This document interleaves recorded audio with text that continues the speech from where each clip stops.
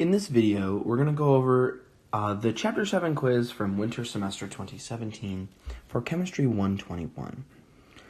This is the quiz on quantum models and things like that. So we're just going to jump right in. Hopefully this video won't get too long. So which one or more of the following are part of our understanding of the photoelectric effect? Okay, the photoelectric effect, remembering,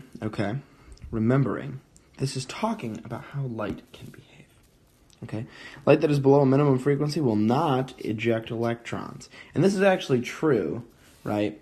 Because if the light is below the frequency required of the activation energy, then no, it actually won't eject those electrons. So that's true.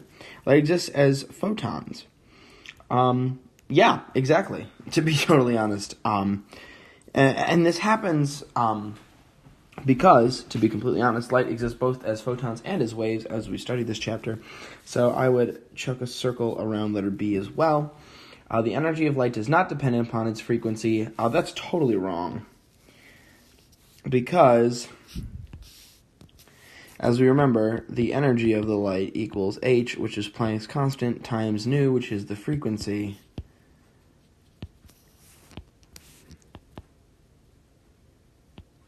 Right, so we can see that it's directly proportional and does depend on its frequency.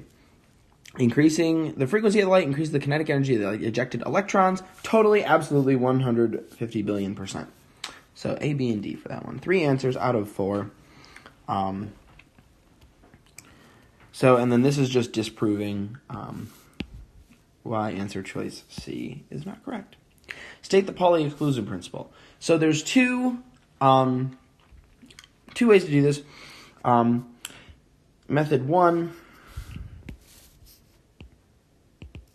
right? No two electrons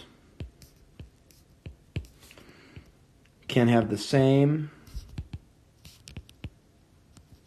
quantum numbers.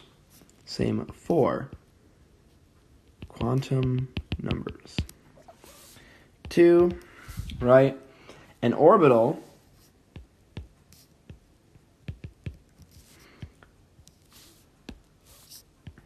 can hold 2 electrons, but they must have opposite spins. Right? Whoa. So, for this, let's say this is 4s. We have a spin up and a spin down, right? Where ms would equal plus 1/2. And on this one, ms would equal minus 1/2. Right? Minus 1/2 indicating spin down, plus 1/2 indicating spin up. Circle the letter in front of each true statement. Let's do it.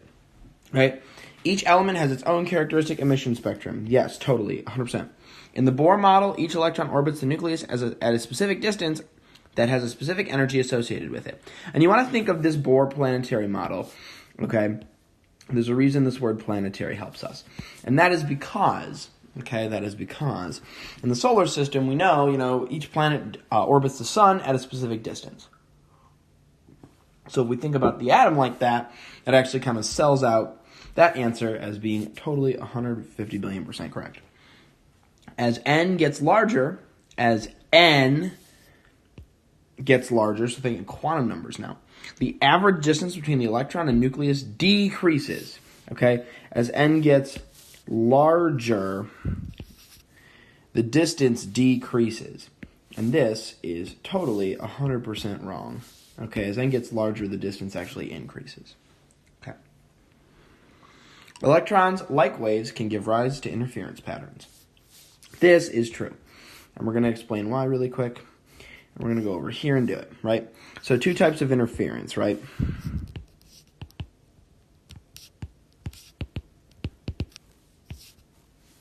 Right? We have constructive, which is where we have graph, right? And we have another one. Do we have room? Yes, we do. Okay, constructive interference, where we've got something like this.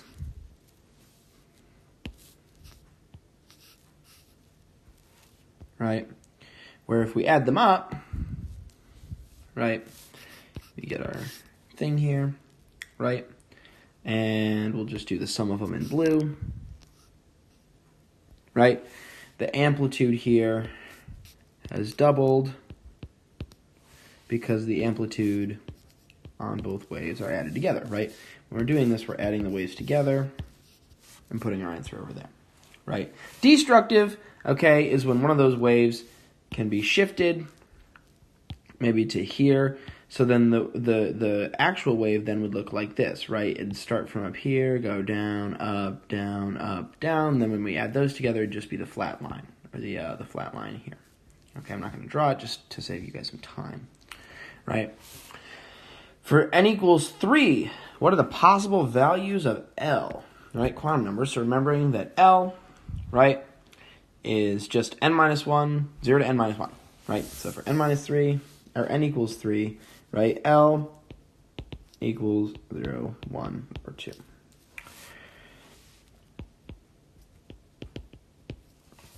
Right, for L equals 1, what are the possible values of m sub L? Remembering that m sub L is just, so m sub L equals minus L less than or equal to 0, less than or equal to L. Right, they can be anywhere in between. So, right,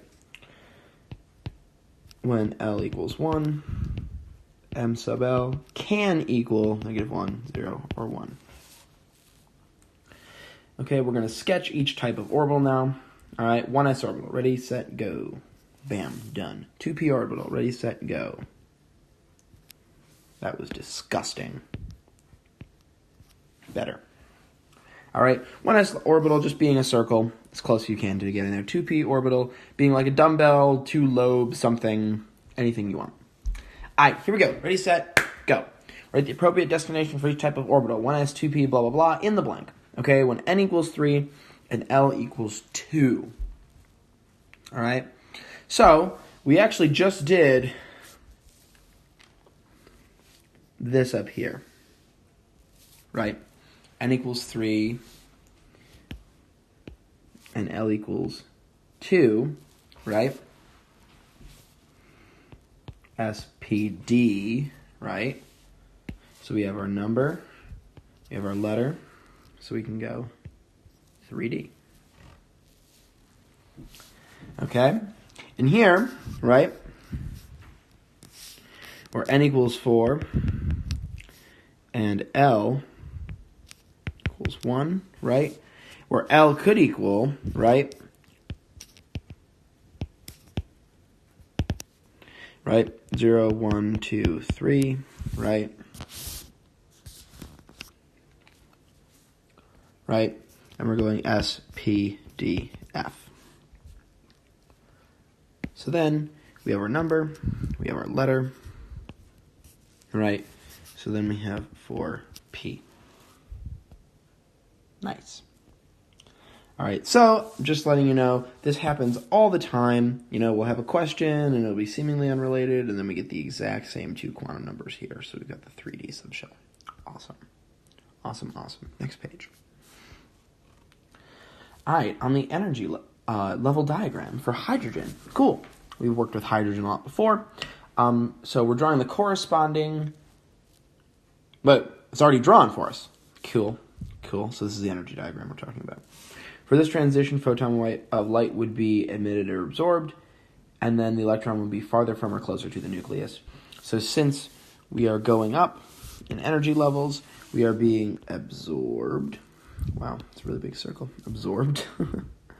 And we are getting farther from the nucleus. Why? Because more electrons with same number of protons, okay, yields to more shielding, and Z effective on absorbed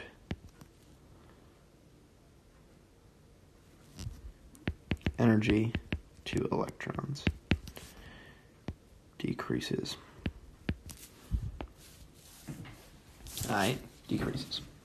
So here we go. Calculate the energy and wavelength for this transition, right? So we're just reminding you, this is n equals 1, this is n equals 3, right? So going to math, we have our equation, which is given to us over here on top of the page. We're going to use this bad boy right here. Over and done, where delta E equals, right, 2.178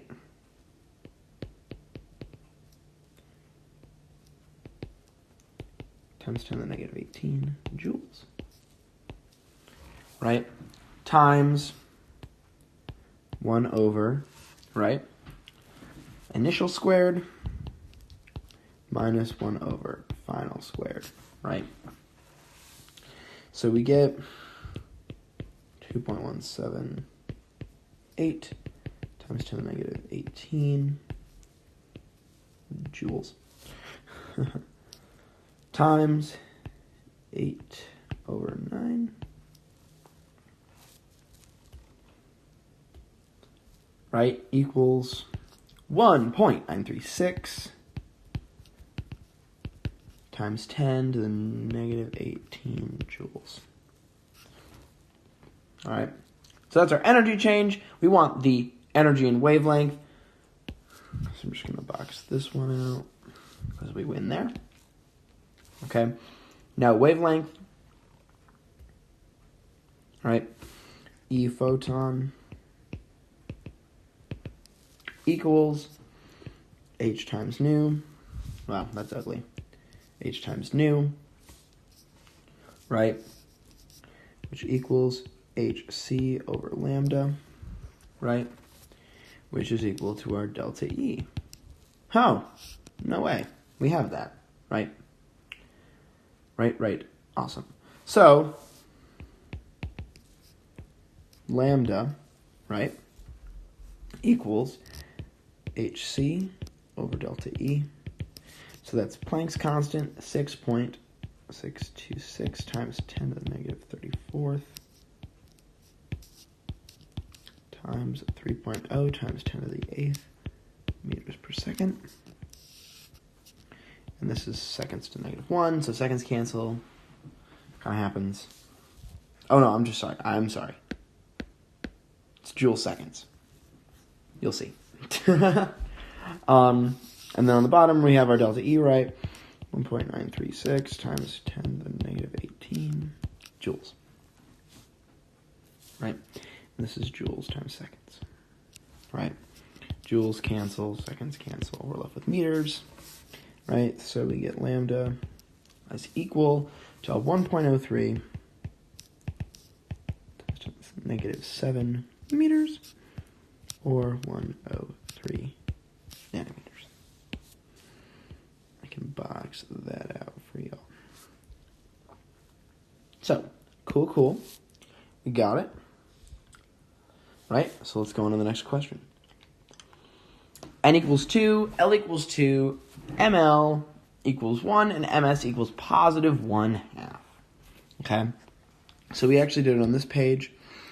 Right here. Right here. What are the possible values of L? We know L has to be, right, largest L can be as n minus 1. Here, we have L and n are equal to each other. So L cannot equal n. Must be less than or equal to n minus 1. Right? So it cannot be larger than n minus 1. Okay? Letter B. All right. We have n equals 2, L equals 0, so we're good there. L equals 0, ML equals 1. Ooh, right. So our MS's, they're both positive 1/2. We don't need to worry about those. They're not going to be a problem. Here's our problem here, right? ML cannot be larger. Wow.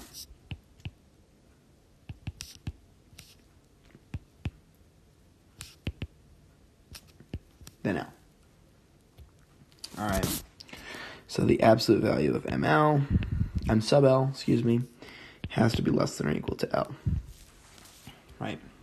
And for this top one, if we wanted to do an expression, right? Right. We could do L less than N. Okay, here we go. So next. So letter in front of the one true statement. Letter A, the 2s orbital is higher in energy than the 2p orbital because the 2s orbital is more penetrating. Really? Nope. The 2s orbital is lower in energy than the 2p orbital because the 2s orbital is more penetrating. This sounds more accurate. Lower in energy, right? More penetrating. This sounds good. Let's read the other ones. 2p orbital is higher in energy than the 2s orbital because the 2p orbital is more penetrating. Doesn't really sit with me too well. What about the last one? The 2p orbital is lower in energy than the 2s orbital because the 2p orbital is more penetrating. Okay, so 2p orbital can't be more penetrating. I'll tell you right now, right? So that rules out C, rules out D. It isn't more penetrating, honestly. If you throw up an electron diagram, it really isn't. We'll do that a little bit later in this chapter or in the next chapter. I can't remember, but don't quote me on it. So that means the only answer it leaves us with is B. The 2s orbital is lower in energy than the 2p orbital because the 2s orbital is more penetrating. Totally get it. All right, let's do some electron configurations real quick. We're just going to throw these in. Ready, set, go. We are going to use the noble gas stuff. So here we are. Ready, set. Here we go. Bromine. So we're going to find the most previous noble gas. We're going to go to AR. All right. And then, so we go across the 4s2. We go to 3d10, all the way across 3d10. Right? And we're just one spot away from that next noble gas, so we're going to be 4p5. And if you're asking me for the amount of unpaired electrons, it'd be the ones that are in this 4p subshell right here, right? So if we're looking at 4p, and we can draw it over here, right? Right. 1, 2, 3, 4, 5. So this guy is unpaired. So there is one unpaired electron. Right. So here we go. MO, this is an exception one, actually, if you find it on the periodic table. So we're going to go to the most previous noble gas. Boom. KR. Krypton. Got some Superman stuff going on here. Right. Here we go. So originally, if you write this out, this would actually be 5s2, 4d4. But we learned that this actually isn't how it works because there's stability in half-filled or totally filled D subshells. So we would actually write 5s1, 4d5. Okay? And when we look at this and we go to answer our unpaired electrons, we have our 5s. And then we have our 4d. Right? Oh, yikes, 2 more. Right? And then we go 1, 2, 3, 4, 5, 6. So, half-filled D, and it's only 5s1, so there's going to be 6 unpaired electrons. All right? Nickel 2 plus. Just a friendly reminder, in any of these cation ions, okay, your valence electrons are going to get yanked off first, or your basically farthest electrons away from your nucleus. So make sure those are the ones you're taking off. Don't want you to take off the wrong electrons, but have the right number still, because it can be confusing. Cool. So time for nickel 2 plus. Here we go. We're going to find the most previous noble gas on nickel. It's going to be AR. Right? And then, right, originally, we would have 4s2, 3d8, okay? But we have a 2 plus here, So between the 4s2 and the 3d electrons, the 4s2 electrons are actually going to be the ones that are pulled off first, right? Because they are farther away. So we can rewrite just AR 3d8, right? And if we want to do the 3d subshell, 2, 3, 4, 5, right? 1, 2, 3, 4, 5, 6, 7, 8. Okay, where 2 electrons are left without buddies. They'll make friends, don't worry. So there are 2 unpaired electrons. Tin 2 plus. Tin 2 plus is actually kind of cool because the cation itself is pretty stable. So we're going to find the most previous noble gas. Boom. Bada bing, bada boom. We have done. So krypton, Kr, right? And then if we wrote this out, right? And we're just going to go straight to the 2 plus. Remember, there's stability in half full and totally full D subshells. So this is actually pretty stable because we have just 5s2, 4d10. And that's it. And that means that if both the subshells are full, right,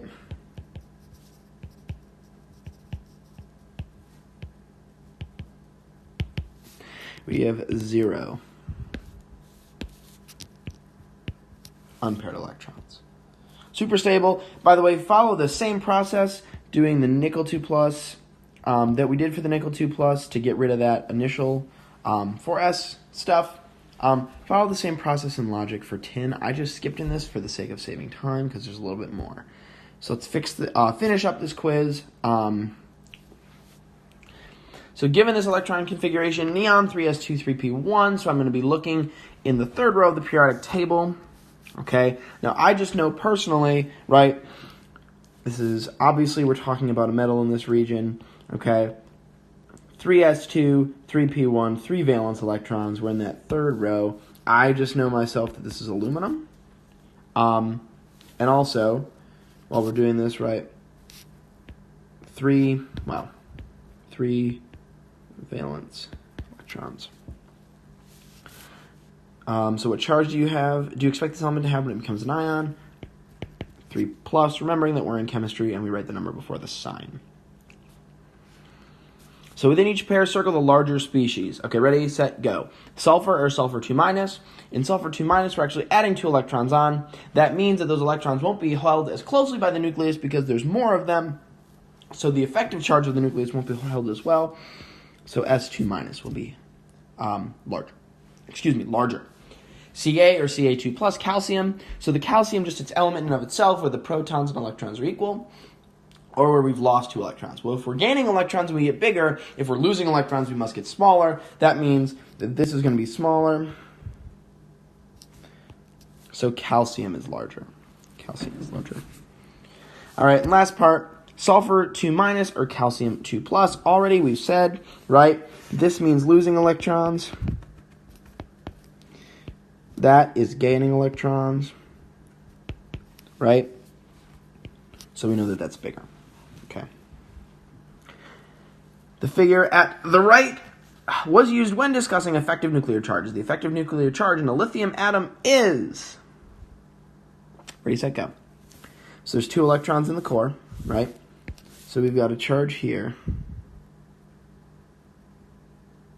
3 plus. All right, and around it, we have this most penetrating subshell, right? We have this most penetrating amount of electrons right here. And this black cloud is 2 minus in and of itself, right? So 3 plus 2 minus equals 1 plus or just 1. Okay? That is because these electrons in this cloud right here are shielding. So Z effective equals 1. And the only one that says 1 is B, so we can go with that right off the bat. So which will have the larger atomic size, nitrogen or neon? So let's read through. Nitrogen, because it has a large effective nuclear charge. Okay. Nitrogen, because it has a smaller effective nuclear charge. Neon, because it has a large effective... So here's... I actually don't really want to read through the neons because I want to stop you right there. Neon's a noble gas. Okay? Doesn't really change in terms of size. Okay? Any of this neon stuff, you just get rid of. So C, D, and E, they don't really exist. Get rid of those. You don't need them in your life. Okay? So in larger atomic size, remember, so larger effective nuclear charge means smaller atom. Smaller effective nuclear charge means larger atom. So what is B? All right, okay. Like 4 more questions. Let's do it. Ready, set, go. Which will have the larger atomic size, sodium or potassium? Okay, so let's just think about this. Atomic radius increases as we go down and left on the periodic table. So is potassium lower than sodium, or is sodium lower than potassium? Potassium is lower than sodium. So A and B we can get rid of. Sodium is definitely not bigger than potassium. You don't need them in your life. Potassium because it has a smaller effective nuclear charge. Potassium because it has a larger effective nuclear charge. Or potassium because it contains electrons in a shell with a larger value of N. And in this case, this is the best answer. E is the best way of explaining why potassium is a larger molecule, larger atomic size than sodium. So remember, you're saying what the best answer is. Best answer, okay? Now, as atomic radii increase as we move down and left, that means ionization energies, which are inversely related to atomic radii. Remember, the bigger the atomic radius, the lower the ionization energy. Okay, the farther away the electrons are from the nucleus and feeling its charge, the easier they are to knock off. So ionization energy, which is the opposite of atomic radius, right? The ionization energy trend is it increases as we move up and right? Up, down, and left, right? This is also just a side note.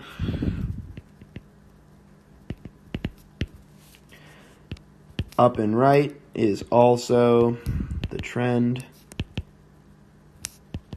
for electronegativity. Okay. Remembering that fluorine is most electronegative.